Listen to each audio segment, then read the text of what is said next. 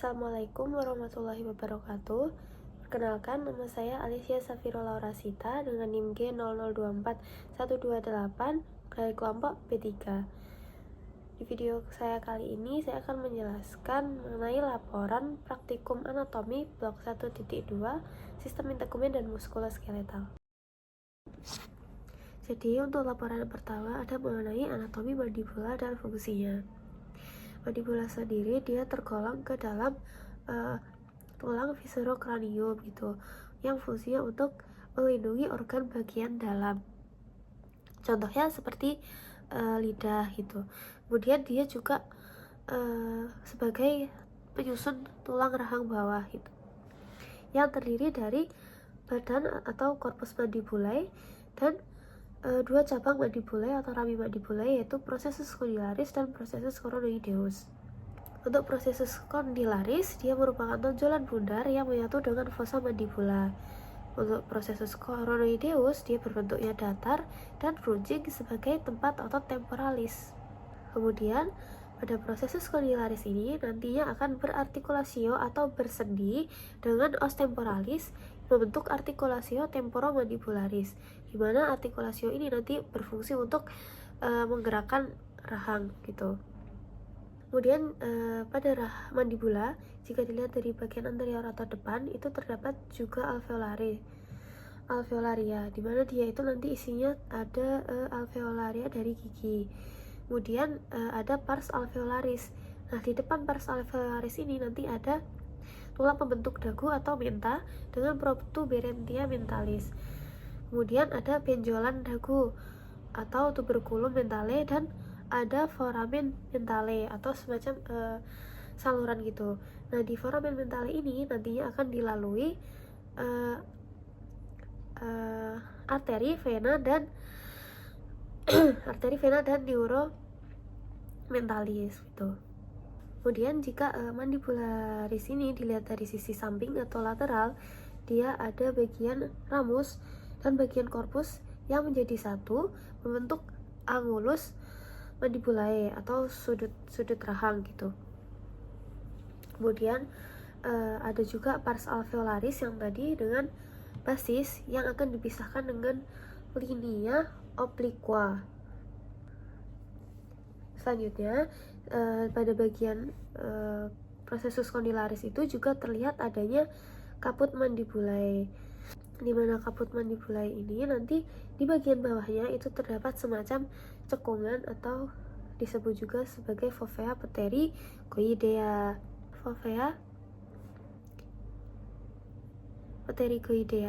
Sebagai pelengkap pada otot pterygoideus lateral. Nah, di antara processus condylaris dengan processus coronoideus itu juga terdapat cekungan yang dalam. Namanya itu incisura mandibulae. Nah, si incisura mandibulae ini memungkinkan dilaluinya arteri dan nervus dari masseter. Untuk kaputnya tadi itu yang akan ditempeli dengan si sendinya itu nanti dengan temporal. Kemudian jika dilihat dari sisi inferior atau dari bawah, itu terdapat bangunan penting berupa arcus alveolaris.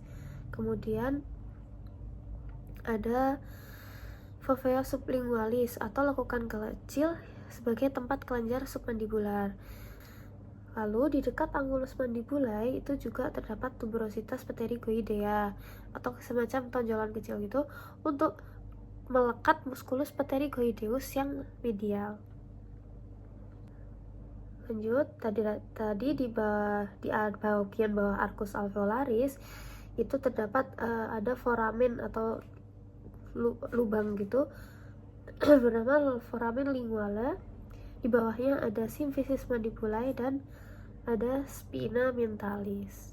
Kemudian terdapat juga spina mentalis yang akan dilekati oleh musculus genioglossus dan musculus geniohyoideus.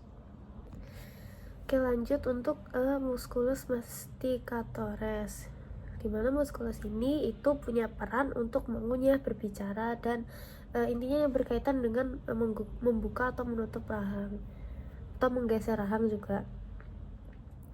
Nah, musculus masticatores ini utamanya terdiri dari 4 musculus, yaitu ada musculus temporalis, kemudian ada musculus masseter, ada musculus pterygoideus medialis, kemudian ada musculus pterygoideus lateralis. Kemudian ada otot-otot lain juga, yaitu yang pertama ada buccinator, suprahyoid muscle, infrahyoid muscles. Untuk fungsinya sendiri, untuk musculus temporalis dia berfungsi untuk depresor mandibula dan juga menggerakkan atau menggesek mandibula ke arah samping. Untuk musculus masseter itu nanti dia terdiri dari 2 bagian, ada pars superficialis dan pars profunda, yang fungsinya untuk elevasi mandibula untuk menutup atau mengatupkan gigi. Untuk musculus pterygoideus yang medialis dia fungsinya untuk elevasi mandibula juga, dan musculus pterygoideus lateralis dia fungsinya untuk depresor mandibula atau untuk membuka mulut. Gitu. Untuk inervasinya sendiri, seluruh musculus masticatorius itu diinervasi oleh neuromandibularis. Selanjutnya untuk laporan yang kedua, itu yang pertama ada mengenai inervasi musculus regio antebrachii dan manus. Nah, inervasinya ini nanti dibagi menjadi beberapa bagian. Ada neuroulnaris, neuromedianus, neuroradialis. Kemudian ada neuromedianus ulnaris dan neurointeroseus. Untuk neurointeroseus ini nanti dibagi jadi 2, ada anterior dan ada posterior. Nah, untuk muskulus yang diinervasi oleh neuroulnaris itu ada muskulus flexor carpi ulnaris. Untuk yang diinervasi oleh neuromedianus itu ada muskulus pronator teres, muskulus flexor carpi radialis, muskulus palmaris longus, muskulus flexor digitorum superficialis. Yang diinervasi oleh neuromedianus ulnaris itu ada 1, ada muskulus flexor digitorum profundus. Selanjutnya, yang diinervasi oleh neuroradialis itu ada musculus brachioradialis, musculus extensor carpi radialis longus, musculus extensor carpi radialis brevis, dan musculus anconeus. Lalu, untuk neurointeroseus yang anterior itu menginervasi musculus pronatus quadratus, dan yang interoseus posterior dia menginervasi musculus extensor digitorum, musculus extensor digiti minimi, musculus extensor carpi ulnaris, musculus supinator, musculus extensor pollicis longus, dan musculus extensor pollicis brevis, dan ada musculus abductor pollicis longus. Lalu yang terakhir ada musculus extensor indicis. Nah, selanjutnya saya akan menjelaskan mengenai musculus regio antebrachium dan juga kinesiologinya. Nah, musculus regio antebrachium ini nanti bisa dilihat melalui sisi ventral dan sisi dorsal. Dan tiap bagian antara ventral dan dorsal itu ada bagian superficial dan ada bagian profunda atau yang dalam. Untuk yang di bagian ventral dulu, yang superficialis itu nanti ada musculus pronator teres, kemudian ada musculus flexor carpi radialis, ada musculus flexor carpi ulnaris, dan musculus palmaris longus. Lalu ada musculus flexor digitorum superficialis. Ini ciri khasnya itu yang untuk musculus flexor digitorum superficialis, dia itu tendonnya ada banyak. Selanjutnya untuk di bagian profunda itu ada musculus flexor pollicis longus, dia letaknya di bagian lateral dari musculus flexor digitorum superficialis. Kemudian ada musculus flexor digitorum profundus. Lalu pada bagian bawahnya itu ada musculus pronator quadratus, dia terletak di profunda dari flexor pollicis longus. Selanjutnya untuk musculus regio antebrachium yang dorsal itu nanti dia yang bagian superficialis itu terdiri dari musculus brachioradialis, musculus extensor carpi radialis longus, musculus extensor carpi radialis brevis. Lalu ini di sini tidak terlihat, itu ada musculus anconeus. Selanjutnya ada musculus extensor digitorum, ada musculus extensor digiti minimi yang nanti dia akan menyambung ke bagian kelingking. Lalu ada musculus extensor carpi ulnaris. Selanjutnya di bagian profunda itu ada musculus supinator, lalu ada musculus extensor pollicis longus, musculus abductor pollicis longus, musculus extensor pollicis brevis, dan musculus extensor indicis. Nah, untuk fungsi-fungsinya, untuk musculus pronator teres, musculus flexor carpi radialis, musculus flexor carpi ulnaris, dan palmaris longus, mereka itu punya fungsi utama untuk fleksi cubiti atau sendi siku. Untuk pronator teres sendiri, dia juga mempunyai fungsi untuk pronasi dari cubiti. Carpi radialis dan palmaris longus, dia juga berfungsi untuk fleksi radio corpea atau pergelangan tangan. Nah, untuk musculus flexor digitorum superficialis, dia nanti juga fungsinya untuk fleksi sendi cubiti, artikulasio cubiti atau sendi siku, dan fleksi artikulasio radiocarpea atau pergelangan tangan. Juga untuk memfleksikan interphalanx proximal. Selanjutnya ada musculus flexor digitorum profundus. Dia fungsinya untuk memfleksikan artikulasio radiocarpea juga. Dia juga memiliki fungsi untuk artikulasio interphalangnya. Selanjutnya ada musculus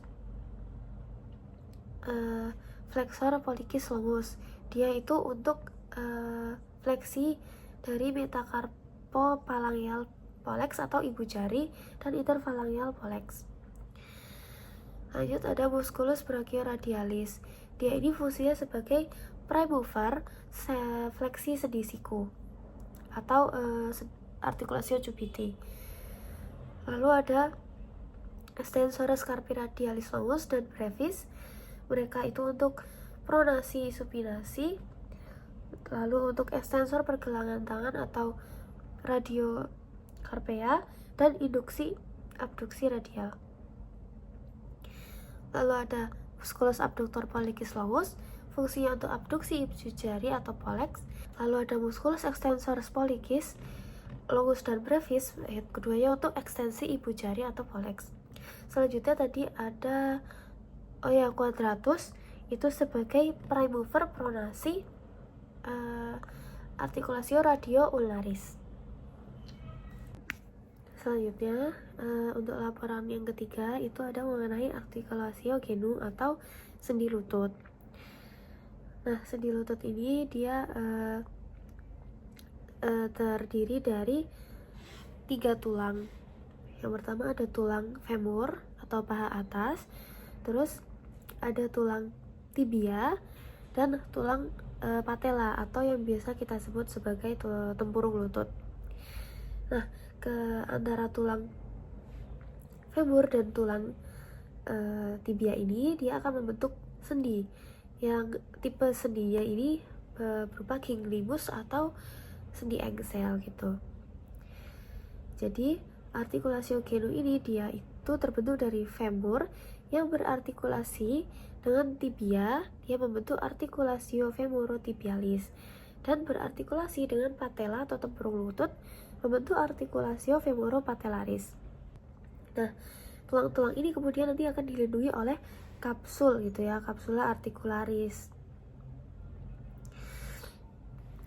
Kemudian artikulasio femorotibialis dan condylus femoris ini nanti akan membentuk kepala dan facies articularis. Ini bisa dilihat itu ada condylus lateralis femoris, terus ada condylus medialis femoris.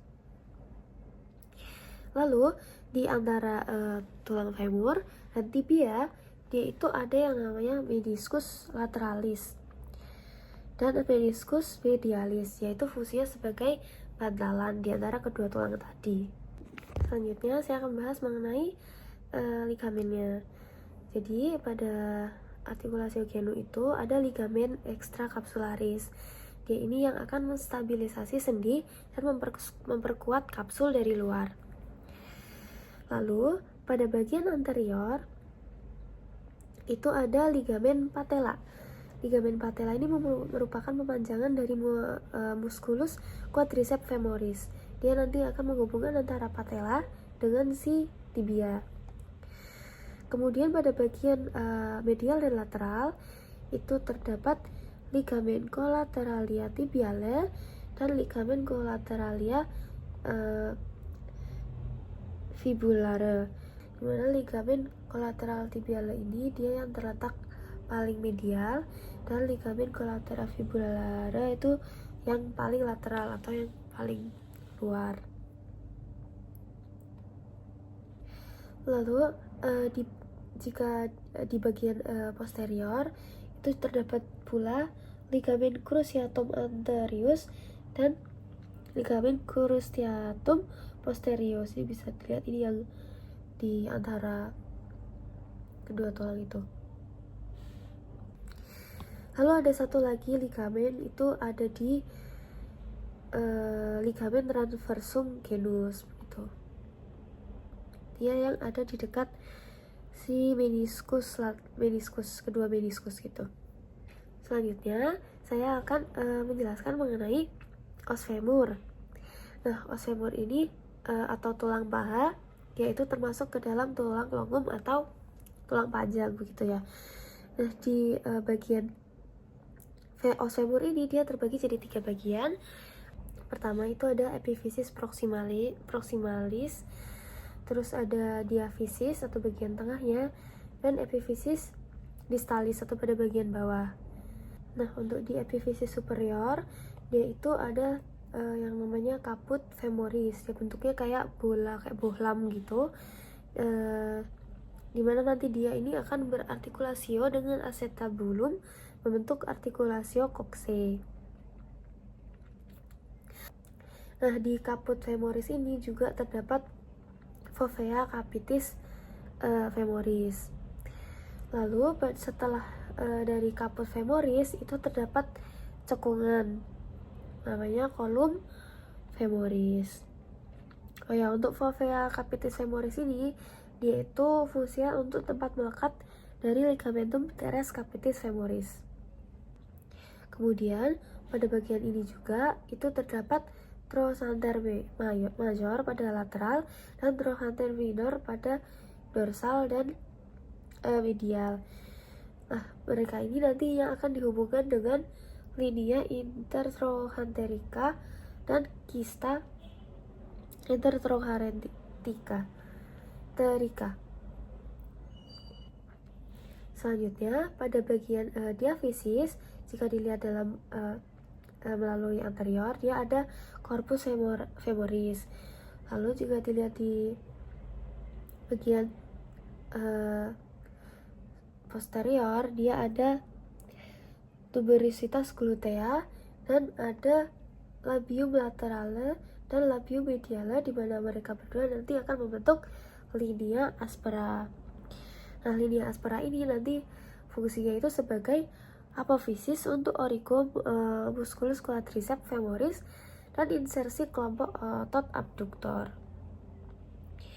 Lalu ada linea supracondylaris lateralis juga dan linea supracondylaris medialis.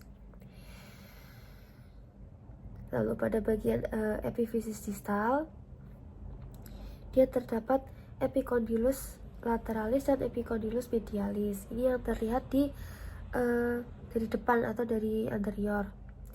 Lalu ada tuber adductorium dan ada di antara epicondylus lateralis dan medialis itu ada facies patellaris. Nah, ini nanti yang akan berhubungan dengan si patella. Lalu jika dilihat dari posterior atau dari belakang itu ada condylus lateralis dan condylus medialis. Jadi mereka semacam tonjolan gitu, dua. Ada yang medial, ada yang lateral. Lalu di tengah-tengah mereka itu ada linea intercondylaris dan ada cekungan, itu namanya fossa intercondylaris. wabarakatuh. Sekian laporan praktikum dari saya. Wassalamualaikum warahmatullahi wabarakatuh. Terima kasih.